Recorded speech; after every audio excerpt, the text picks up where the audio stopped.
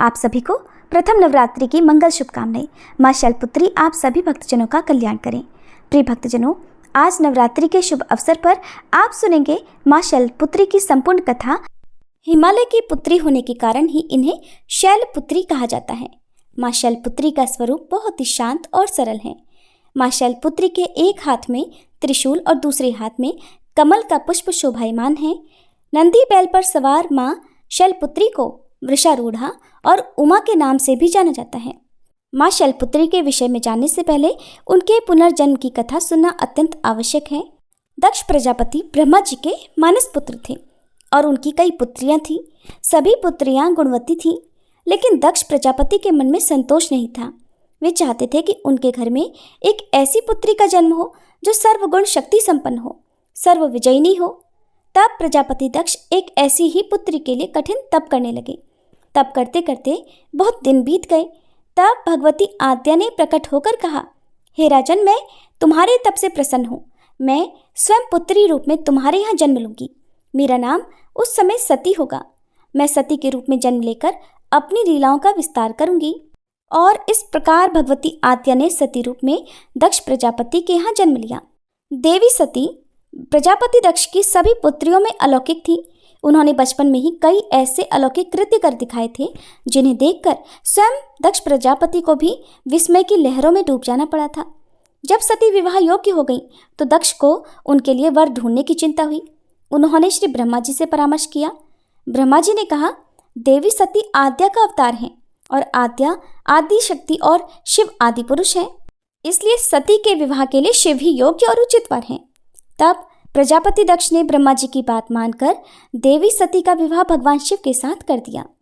अब देवी सती कैलाश पर्वत में जाकर भगवान शिव के साथ रहने लगी। हालांकि भगवान शिव दक्ष प्रजापति के दामाद थे, फिर भी एक ऐसी घटना घटित हुई जिसके कारण दक्ष के हृदय में भगवान शिव के प्रति वैर और विरोध उत्पन्न हो गया। वह घटना कुछ इस प्रकार थी कि एक बार श्री ब्रह्मा जी ने धर्म के निरूपण के लिए एक विशाल सभा का आयोजन किया। सभी बड़े बड़े देवता सभा में एकत्रित थे। भगवान शिव भी एक और ध्यान मग्न बैठे हुए थे। सभा मंडल में प्रजापति दक्ष का आगमन हुआ। दक्ष प्रजापति के आगमन होते ही सभी देवता तो उठकर खड़े हो गए, किंतु उस समय दो लोग खड़े नहीं हुए, ब्रह्मा जी और भगवान शिव। दक्ष प्रजापति ने ब्रह्मा जी के विषय में तो ये सोचा कि वे तो उनके पिता हैं, अगर वे खड़े नहीं हुए तो कोई बात नहीं, लेकिन शिव जी तो मेरे दामाद हैं, उन्हें तो मेरे सम्मान में उठकर खड़े होना चाहिए था। भगवान शिव तो ध्यान में मग्न थे। उन्होंने इस ओर ध्यान ही नहीं दिया कि सभा में कौन आया है, और न ही उन्होंने उठकर अपने ससुर को प्रणाम किया। तब दक्ष प्रजापति ने इसे अपना अपमान समझा। केवल इतना ही नहीं, उनके हृदय में भगवान शिव के प्रति ईर्ष्या की अग्नि जल उठी। अब वे उनसे बदला लेने के लिए उचित समय और अवसर की प्रतीक्षा करने लगे। भगवान शिव को तो किसी के मान और किसी के अपमान से भला क्या मतलब। वे तो सबको एक समान भाव से देखते हैं। उन्हें तो चारों ओर अमृत ही दिखाई पड़ता है। जहाँ अमृत होता है फिर वहाँ कड़वाहट और कसैलेपन का भला क्या काम। भगवान शिव कैलाश पर्वत में रात दिन राम राम कहा करते थे। एक दिन देवी सती के मन में जिज्ञासा उत्पन्न हुई। उन्होंने अवसर पाकर भगवान शिव से एक प्रश्न किया कि हे प्रभु, आप हर समय राम राम क्यों कहते रहते हैं? राम कौन है? तब भगवान शिव ने देवी को उत्तर दिया कि देवी, राम आदि पुरुष हैं, स्वयंभू हैं और मेरे आराध्य हैं, सगुण भी हैं और निर्गुण भी हैं। किंतु देवी सती के कंठ के नीचे ये बात नहीं उतरी। वे तो भगवान शिव को ही सर्वोपरि समझती थी। वे सोचने लगी कि अयोध्या के राजा दशरथ के पुत्र श्री राम आदि पुरुष के अवतार कैसे हो सकते हैं। वे तो खुद आजकल अपनी पत्नी सीता जी के वियोग में दंडक वन में उन्मत्तों की तरह विचरण कर रहे हैं। वृक्ष और लताओं से उनका पता पूछते फिर रहे हैं। फिर अगर वे आदि पुरुष के अवतार होते तो क्या इस प्रकार आचरण करते? क्या वे आसानी से सीता जी का पता नहीं लगा लेते, उन्हें पा नहीं लेते? अब देवी सती के मन में श्री राम की परीक्षा लेने का विचार उत्पन्न हुआ। अब देवी खुद सीता जी का रूप धारण करके दंडक वन में जा पहुंची और श्री राम जी के सामने प्रकट हो गई। भगवान श्री राम ने सती को देवी सीता के रूप में देखा तो कहने लगे, माते, आप अकेले यहाँ वन में कहाँ घूम रही हैं? भोलेनाथ कहाँ हैं? भोलेनाथ तो नजर नहीं आ रहे। भगवान श्री राम के ऐसा पूछने पर अब तो देवी सती से कोई भी उत्तर देते नहीं बना। वे तुरंत ही अदृश्य हो गई और मन ही मन पश्चाताप करने लगी कि उन्होंने तो व्यर्थ ही श्री राम पर संदेह किया। देवी सती तो अपना रूप बदलकर श्री राम के पास गई थी, फिर भी श्री राम ने उन्हें पहचान लिया। अब ये सोचकर देवी सती वापस कैलाश पर्वत पर गई। वे भगवान शिव को इस विषय में कुछ भी बताकर नहीं गई थी। जब भगवान शिव ने उन्हें कैलाश पर्वत पर वापस आते देखा तो कहने लगे, सती, आपने सीता जी के रूप में श्री राम की परीक्षा लेकर बिल्कुल भी अच्छा नहीं किया। सीता जी मेरी आराध्या हैं, अब तुम मेरी अर्धांगिनी कैसे रह सकती हो? इस जन्म में हम और तुम पति और पत्नी के रूप में नहीं मिल सकते।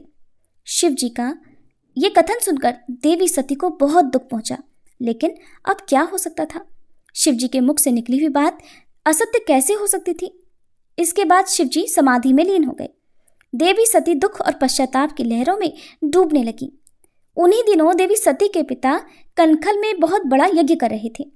उन्होंने उस यज्ञ में सभी देवी देवताओं और मुनियों को आमंत्रित किया था, किंतु शिव जी को निमंत्रण नहीं भेजा, क्योंकि उनके मन में शिव जी के प्रति ईर्ष्या जो भरी थी।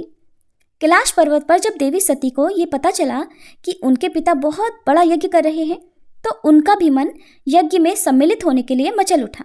उसी समय आकाश मार्ग से कई विमान उनके पिता के यहाँ होने वाले यज्ञ में जाते हुए दिखाई पड़े। देवी सती ने उन विमानों को देखकर भगवान शिव से पूछा कि प्रभु, ये सभी विमान किसके हैं और कहाँ जा रहे हैं? तब भगवान शंकर ने उन्हें बताया कि आपके पिता ने एक यज्ञ की रचना की है।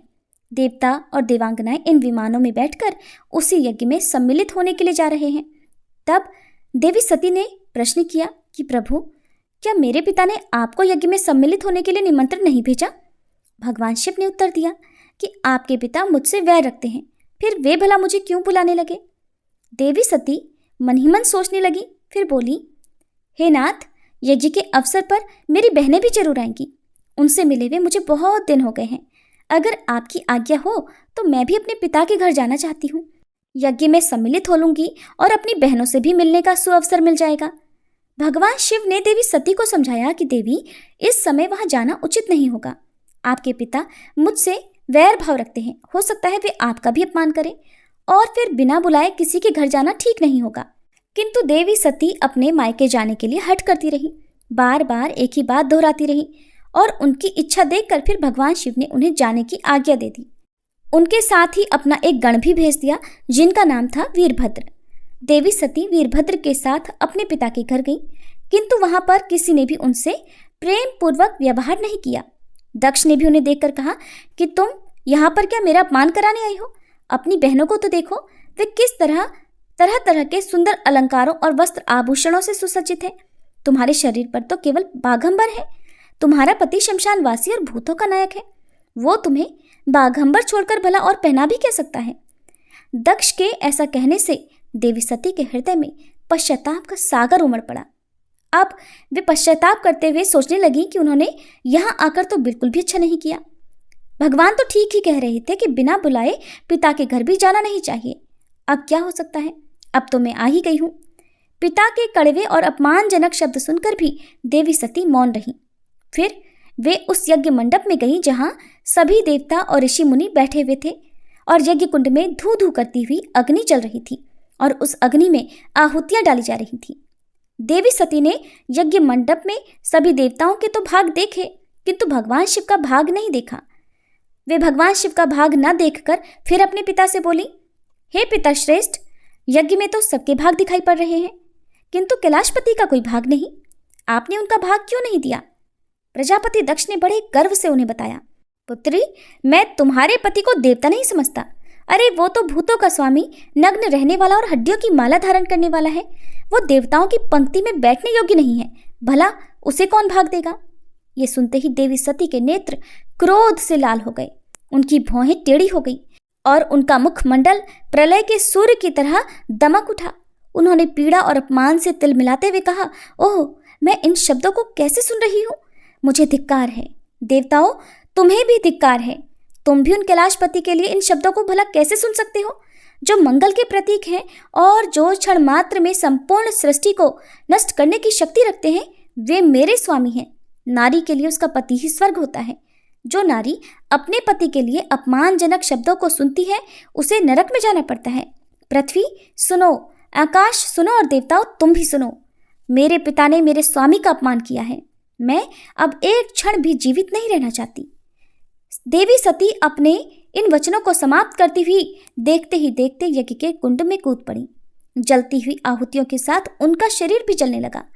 यज्ञ मंडप में खलबली हो गई, हाहाकार मच गया। देवता उठकर खड़े हो गए। वीरभद्र ये सब देखकर क्रोध से कांप उठे और वे उछल उछल कर यज्ञ का विध्वंस करने लगे। यज्ञ मंडप में भगदड़ मच गई। देवता और ऋषि मुनि भाग खड़े हुए। वीरभद्र ने देखते ही देखते प्रजापति दक्ष का मस्तक काट कर फेंक दिया और ये समाचार कैलाश पर्वत पर विराजमान भगवान शिव को भी पता चला। सुनते ही वे प्रचंड आंधी की तरह कनखल जा पहुंचे। देवी सती के जले हुए शरीर को देखकर भगवान शिव अपने आप को भी भूल गए। देवी सती के प्रेम और उनकी भक्ति ने भगवान के मन को व्याकुल कर दिया था। उन शंकर जी के मन को व्याकुल कर दिया था जिन्होंने काम पर भी विजय पाई थी और जो सारी सृष्टि को नष्ट करने की क्षमता रखते थे। वे देवी सती के प्रेम में खो गए, बेसुध हो गए। फिर भगवान शिव ने उन्मत्त की तरह देवी सती के जले हुए शरीर को कंधे पर रख दिया और वे सभी दिशाओं में भ्रमण करने लगे। भगवान शिव और देवी सती के इस अलौकिक प्रेम को देखकर पृथ्वी रुक गई, हवा रुक गई, जल का प्रवाह ठहर गया। यहाँ तक कि देवतागण भी अपनी अपनी सांसें थामकर इस भयानक और दारुण दृश्य को देखने लगे। सृष्टि व्याकुल हो गई। सृष्टि के सभी प्राणी त्राहिमाम त्राहिमाम करने लगे। भयानक संकट उपस्थित देखकर सृष्टि के पालक भगवान श्रीहरि आगे बढ़े। वे भगवान शिव की बेसुधी में अपने चक्र से देवी सती के एक एक अंग को काट काट कर गिराने लगे। धरती पर 51 जगह पर देवी सती के अंग कट कट कर गिरे। देवी सती के जब सारे अंग कट कर गिर गए तब भगवान शिव पुनः अपने आप में आए। जब वे अपने आप में आए तो पुनः सृष्टि के सारे कार्य चलने लगे। धरती पर जिन 51 स्थानों पर देवी सती के अंग कट कट कर गिरे थे वे ही स्थान आज शक्तिपीठ के नाम से जाने जाते हैं। आज भी उन स्थानों में देवी सती का पूजन होता है, उपासना की जाती है। इस प्रकार यज्ञ मंडप में अपने शरीर को भस्म करने के बाद देवी सती ने हिमालय के घर पर उनकी पुत्री के रूप में जन्म लिया था। हिमालय अर्थात शैल की पुत्री होने के कारण ही उन्हें अगले जन्म में शैलपुत्री रूप में पूजा जाने लगा। प्रिय श्रोताओं, ये थी शैलपुत्री माँ की कथा। अब सुनिए श्री महिषासुर मर्दिनी स्तोत्र का हिंदी अनुवाद। हे हिमालय राज की पुत्री, हे गिरिजा देवी, विश्व को आनंदित करने वाली देवी, नंदीगणों द्वारा पूजित, गिरिश्रेष्ठ विंध्याचल के शिखर पर निवास करने वाली देवी, अपनी लीला से भगवान श्री विष्णु को प्रसन्न करने वाली, इंद्रदेव के द्वारा नमस्कृत, भगवान नीलकंठ की पत्नी, विश्व में विशाल कुटुंब वाली और विश्व को संपन्नता देने वाली, हे महिषासुर का मर्दन करने वाली भगवती, अपने बालों की लता से आकर्षित करने वाली पर्वत की पुत्री, आपकी जय हो, जय हो, जय हो। देवों को वरदान देने वाली, दुर्धर और दुर्मुख असुरों को मारने वाली और स्वयं में ही हर्षित रहने वाली, तीनों लोकों का पोषण करने वाली, शंकर जी को संतुष्ट करने वाली, पापों को हरने वाली और घोर गर्जना करने वाली, दानवों पर क्रोध करने वाली, अहंकारियों के घमंड को सुखा देने वाली, समुद्र की पुत्री, हे महिषासुर का मर्दन करने वाली, अपने बालों की लता से आकर्षित करने वाली पर्वत की पुत्री, आपकी जय हो, जय हो, जय हो। हे जगत माता, हे मेरी माँ, प्रेम से कदम के वन में वास करने वाली, हास्य भाव में रहने वाली, हिमालय के शिखर पर स्थित, अपने भवन में विराजित, मधु की तरह मधुर, मधु कैटभ का मद नष्ट करने वाली, महिष को विदीर्ण करने वाली, सदा युद्ध में लिप्त रहने वाली, हे महिषासुर का मर्दन करने वाली, अपने बालों की लता से आकर्षित करने वाली पर्वत की पुत्री, आपकी जय हो, जय हो, जय हो। शत्रुओं के हाथियों की सूंड काटने वाली और उनके 100 टुकड़े करने वाली, जिनका सिंह शत्रुओं के हाथियों के सर अलग अलग टुकड़े कर देता है, अपनी भुजाओं के अस्त्रों से चंड और मुंड के शीश काटने वाली, हे महिषासुर का मर्दन करने वाली और अपने बालों की लता से आकर्षित करने वाली पर्वत की पुत्री, आपकी जय हो, जय हो, जय हो। रण में मदोन्मत्त शत्रुओं का वध करने वाली, अजर अविनाशी शक्तियां धारण करने वाली, प्रमथनाथ अर्थात शिवजी की चतुराई जानकर उन्हें अपना दूत बनाने वाली, दुर्मति और बुरे विचार वाले दानव के दूत के प्रस्ताव का अंत करने वाली, हे महिषासुर का मर्दन करने वाली, अपने बालों की लता से आकर्षित करने वाली पर्वत की पुत्री आपकी जय हो, जय हो, जय हो। शरणागत शत्रुओं की पत्नियों के आग्रह पर उन्हें अभयदान देने वाली, तीनों लोकों को पीड़ित करने वाले, दैत्यों पर प्रहार करने योग्य त्रिशूल धारण करने वाली, देवताओं की दुंदुभी से दुमी दुमी की ध्वनि को सभी दिशाओं में व्याप्त करने वाली, हे महिषासुर का मर्दन करने वाली, अपने बालों की लता से आकर्षित करने वाली पर्वत की पुत्री आपकी जय हो, जय हो, जय हो। मात्र अपनी हुंकार से धूम्र लोचन राक्षस को धूम्र अर्थात धुएं के समान भस्म करने वाली, युद्ध में कुपित रक्तबीज के रक्त से उत्पन्न अन्य रक्त बीजों का रक्त पीने वाली, शुंभ और निशुंभ दैत्यों की बलि से शिव जी और भूत प्रेतों को तृप्त करने वाली, हे महिषासुर का मर्दन करने वाली, अपनी बालों की लता से आकर्षित करने वाली पर्वत की पुत्री आपकी जय हो, जय हो, जय हो। युद्ध भूमि में जिनके हाथों के कंगन धनुष के समान चमकते हैं, जिनके सोने के तीर शत्रुओं को विदीर्ण करके लाल हो जाते हैं और उनकी चीखें निकालते हैं, चारों प्रकार की सेनाओं, हाथी, घोड़ा, पैदल, रथ का संहार करने वाली, अनेक प्रकार की ध्वनि करने वाले, बटुकों को उत्पन्न करने वाली, हे महिषासुर का मर्दन करने वाली, अपने बालों की लता से आकर्षित करने वाली पर्वत की पुत्री आपकी जय हो, जय हो, जय हो। देवांगनाओं के तत् था थेई थेई आदि शब्दों से युक्त भावमय नृत्य में मग्न रहने वाली, कु कुथ अड्डी विभिन्न प्रकार की मात्राओं वाले ताल वाले स्वर्गीय गीतों को सुनने में लीन, मृदंग की धू धुकट धीमी धीमी आदि गंभीर ध्वनि सुनने में लिप्त रहने वाली, हे महिषासुर का मर्दन करने वाली, अपने बालों की लता से आकर्षित करने वाली पर्वत की पुत्री आपकी जय हो, जय हो, जय हो। जय जयकार करने और स्तुति करने वाले समस्त विश्व के द्वारा नमस्कृत अपने नुपुर के झंझन और झिमझिम शब्दों से भूतपति महादेव को मोहित करने वाली, नटी नटों के नायक अर्धनारीश्वर के नृत्य से सुशोभित नाट्य में तल्लीन रहने वाली, हे महिषासुर का मर्दन करने वाली, अपने बालों की लता से आकर्षित करने वाली पर्वत की पुत्री आपकी जय हो, जय हो, जय हो। आकर्षक कांति के साथ अति सुंदर मन से युक्त और रात्रि के आश्रय अर्थात चंद्रदेव की आभा को अपने चेहरे की सुंदरता से फीका करने वाली, काले भंवरों के समान सुंदर नेत्रों वाली, हे महिषासुर का मर्दन करने वाली, अपने बालों की लता से आकर्षित करने वाली पर्वत की पुत्री आपकी जय हो, जय हो, जय हो। महायोद्धाओं से युद्ध में चमेली के पुष्पों की तरह कोमल स्त्रियों के साथ रहने वाली तथा चमेली की लताओं की तरह कोमल भील स्त्रियों से जो झिंगुरों के झुंड की तरह घिरी हुई हैं, चेहरे पर उल्लास से उत्पन्न उषा काल के सूर्य और खिले हुए लाल पुष्प के समान मुस्कान वाली, हे महिषासुर का मर्दन करने वाली, अपने बालों की लता से आकर्षित करने वाली पर्वत की पुत्री आपकी जय हो, जय हो, जय हो।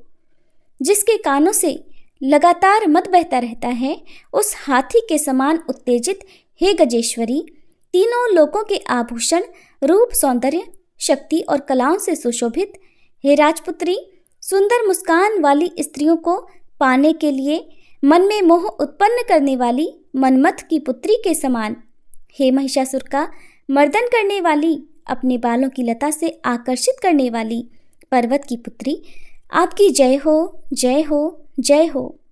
जिनका कमलदल के समान कोमल, स्वच्छ और कांति से युक्त मस्तक है, हंसों के समान जिनकी चाल है, जिनसे सभी कलाओं का उद्भव हुआ है, जिनके बालों में भंवरों से घिरे कुमुदनी के पुष्प और बकुल पुष्प सुशोभित हैं, उन महिषासुर का मर्दन करने वाली, अपने बालों की लता से आकर्षित करने वाली पर्वत की पुत्री जय हो, जय हो, जय हो।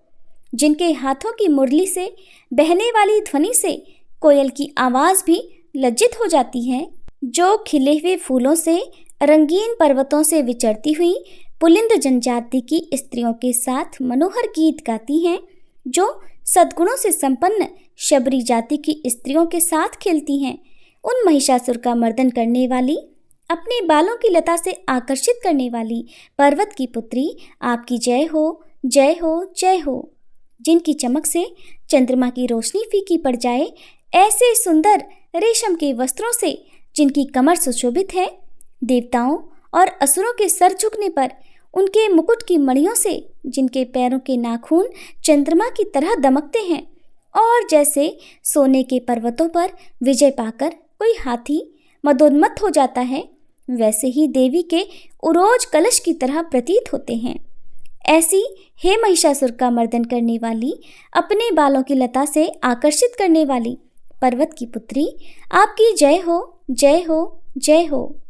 सहस्त्रों दैत्यों के सहस्त्रों हाथों से सहस्त्रों युद्ध जीतने वाली और सहस्त्रों हाथों से पूजित सुर तारक उत्पन्न करने वाली, उसका तारकासुर के साथ युद्ध कराने वाली, राजा सुरथ और समाधि नामक वैश्य की भक्ति से समान रूप से संतुष्ट होने वाली, हे महिषासुर का मर्दन करने वाली, बालों की लता से आकर्षित करने वाली पर्वत की पुत्री, आपकी जय हो, जय हो, जय हो।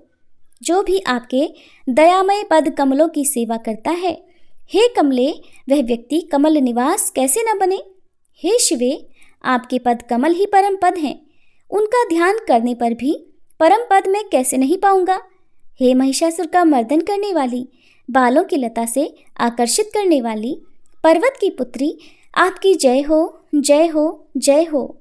सोने के समान चमकते हुए नदी के जल से जो आपके रंग भवन में छिड़काव करेगा, वो इंद्राणी के वक्ष से आलिंगित होने वाले इंद्र के समान सुखानुभूति को क्यों नहीं पाएगा। हे वाणी, हे महासरस्वते, आप में मांगल्य का निवास है, मैं आपके चरणों की शरण लेता हूँ। हे महिषासुर का मर्दन करने वाली, बालों की लता से आकर्षित करने वाली पर्वत की पुत्री, आपकी जय हो, जय हो, जय हो। आपका निर्मल चंद्र समान मुख चंद्रमा का निवास है, जो सभी अशुद्धियों को दूर कर देता है। नहीं तो क्यों मेरा मन इंद्रपुरी की सुंदर स्त्रियों से विमुख हो गया है। मेरे मत के अनुसार आपकी कृपा के बिना शिव नाम के धन की प्राप्ति कैसे संभव हो सकती है। हे महिषासुर का मर्दन करने वाली, बालों की लता से आकर्षित करने वाली पर्वत की पुत्री, आपकी जय हो, जय हो, जय हो। हे दीनों पर दया करने वाली उमा, मुझ पर भी दया कर ही दो। हे जगत जननी, जैसे आप दया की वर्षा करती हो, वैसे ही तीरों की भी वर्षा करती हो, इसलिए इस समय जैसा आपको उचित लगे वैसा करो, मेरे पाप और ताप दूर कर दो। हे महिषासुर का मर्दन करने वाली, बालों की लता से आकर्षित करने वाली पर्वत की पुत्री, आपकी जय हो, जय हो, जय हो। प्रिय भक्तजनों, अब हम सभी मिलकर माता रानी से क्षमा याचना करते हैं, ताकि हमारे द्वारा हुई किसी भी गलती के लिए माता रानी हमें क्षमा कर सकें। हे परमेश्वरी, मेरे द्वारा रात दिन सहस्त्रों अपराध होते रहे हैं, अतः आप मुझे अपनी सेवक समझकर कृपा पूर्वक मेरे उन अपराधों को क्षमा करो। न तो मैं आह्वान करना ही जानती हूँ, न विसर्जन करना ही जानती हूँ, और न पूजा ही करना जानती हूँ। हे परमेश्वरी, मुझे क्षमा करो। हे सुरेश्वरी, मैंने जो मंत्रहीन, क्रियाहीन और भक्तिहीन पूजन किया है, वह सब आपकी दया से पूर्ण हो। सैकड़ों अपराध करके भी भक्त आपकी शरण में आकर केवल जगदम्ब कहकर ही मोक्ष को प्राप्त करते हैं, जिसे ब्रह्मादि देवगण भी पाने में असमर्थ होते हैं। हे जगदम्बिके, मैं अपराधी हूँ, किंतु आपकी शरण में आई हूँ, अतः इस समय मैं दया की पात्र हूँ। आप जैसा चाहो वैसा करो। अज्ञानवश या बुद्धि भ्रम होने के कारण भूल से मैंने जो कुछ भी कम या अधिक कर दिया हो, हे देवी, हे परमेश्वरी, सब अपराध क्षमा करो और प्रसन्न हो। हे जगन्माता, हे कामेश्वरी, सच्चिदानंद स्वरूपिणी परमेश्वरी, आप प्रेम पूर्वक मेरी यह पूजा स्वीकार करो और मुझ पर प्रसन्न हो। आप गुप्त से भी गुप्त वस्तु की रक्षा करने वाली हो। आप मेरे किए हुए इस जप को ग्रहण करके मेरे सभी अपराधों को क्षमा करो।